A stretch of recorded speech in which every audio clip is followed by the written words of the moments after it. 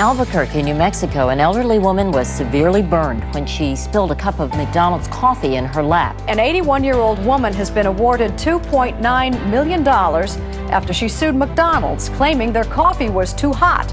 In 1992, a 79-year-old woman named Stella Liebeck ordered a cup of coffee from a McDonald's drive-thru in Albuquerque, New Mexico. What happened next would become one of the most infamous lawsuits in American history. One that would be mocked, twisted, and misunderstood for decades. But behind the jokes and headlines, the truth of the Stella Liebeck case reveals something much deeper about corporate responsibility, consumer safety, and the power of misinformation. After receiving her coffee, Stella wasn't even driving. Her grandson was behind the wheel, and they had pulled over so she could add cream and sugar to her drink. She set the styrofoam cup between her knees and gently tried to lift the lid. But in an instant, everything changed. The cup tipped, spilling the entire contents of scalding coffee directly into her lap. The liquid soaked through her cotton sweatpants and clung to her skin. The burns were not mild. They were catastrophic.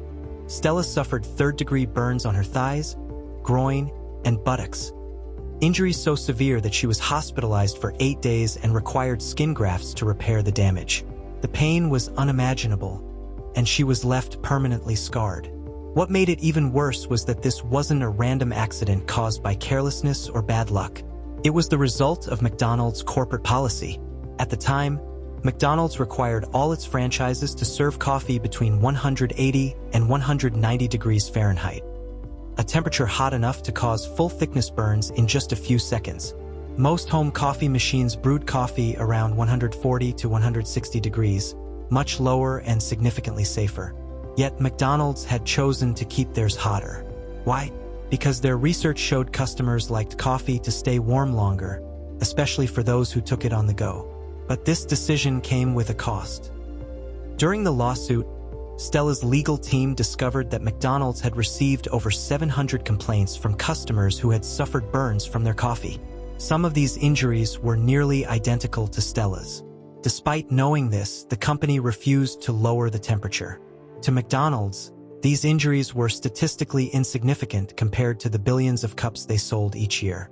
When Stella first contacted McDonald's, she wasn't out for a fortune. All she wanted was $20,000. Just enough to cover her medical bills and lost wages. McDonald's responded with an offer of $800. That was the moment Stella decided to take legal action. She hired an attorney, and her case went to trial. In court, McDonald's executives admitted they knew their coffee could cause severe burns, but still had no plans to lower the temperature. They also revealed they hadn't even warned customers how dangerous it was. At the time, the McDonald's cups didn't include any caution, hot labels. To them, the risk seemed acceptable. To the jury, it was reckless.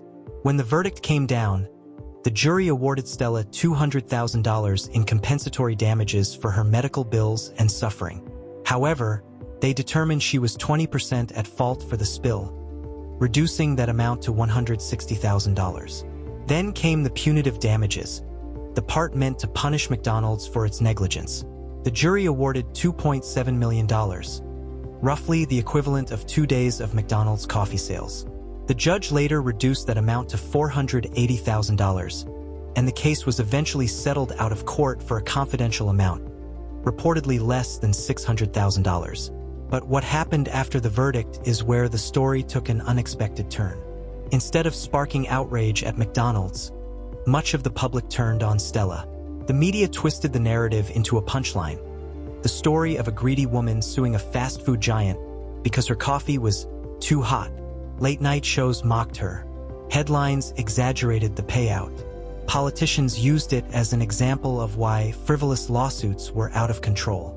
The truth got buried under waves of misinformation. Few people realized how horrific Stella's injuries actually were, or that McDonald's had ignored hundreds of prior warnings. Few knew she had simply wanted help with her medical bills. The story became a symbol, not of corporate negligence, but of supposed greed, a cultural myth that still persists today.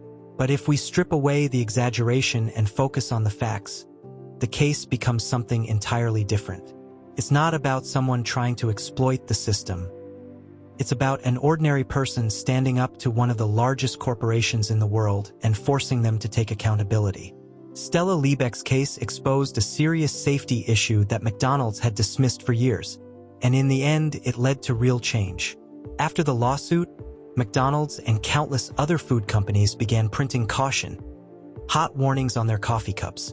Many restaurants quietly lowered their serving temperatures to prevent similar injuries. It was a subtle shift, but one that likely prevented thousands of burns in the years that followed. The case of Stella Liebeck versus McDonald's became a landmark in product liability law. It showed that even a company as powerful as McDonald's could be held responsible for ignoring customer safety. It also highlighted how easily the media can distort a story when it serves a narrative, and how public opinion can turn against a victim without ever knowing the full truth. In the end, Stella never wanted fame or fortune. She was a grandmother who simply wanted her medical bills paid.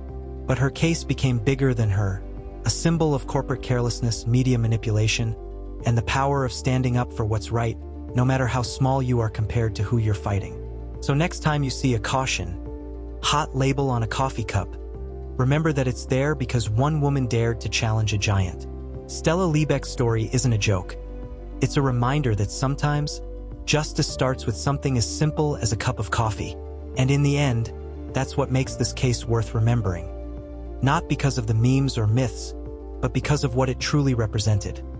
A fight for accountability, truth, and the safety of everyday people.